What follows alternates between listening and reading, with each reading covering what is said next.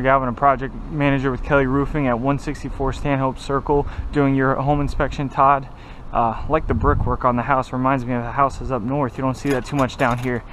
I'm going to go ahead and get up on the roof here. So the first thing I always check is the starter strip shingle here. So we can see a little bit of the fiberglass matting in the starter strip shingle here. Also, I'm noticing that some of the shingles are curling. These are telltale signs that the roof is coming to the end of its life. It's common to see that. Oh, and it looks like this shingle is even losing some of its adhesive here, so it can actually expose the fastener, and this fastener is starting to rust out. Eventually that will cause a leak over time.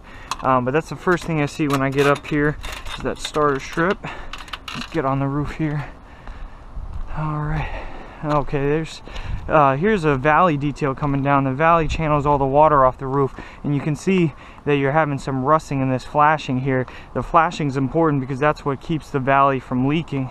Also, you can tell that you have a very big difference in color between the two shingles here. These are almost lost all their granules, and these look newer. So that leads me to believe that you've already had repairs there, and I can see that this was repaired properly with the membrane wrapped up with the wall there. So you've already had issues with flashing, and if this isn't fixed, that will start to cause a leak and then start to rot out the plywood in the home and damage the drywall. So definitely something to note there.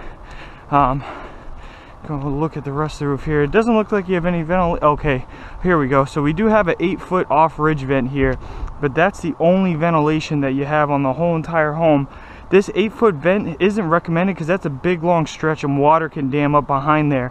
So it's actually better to install 4-foot vents, and you're still under ventilated even with this 8-foot vent here, and that's going to be the reason that you're having almost all granule loss, and you're seeing this fiberglass matting in the shingle. When you start to see that fiberglass matting in the shingle, means your granules are falling off, and that's what's your protective coating on the shingle. So the fact that you're losing a lot of granules means that this roof is ready to be replaced, and it's a good thing that you called us out here when you did, before you start having problems with leaks and rotted wood inside the home.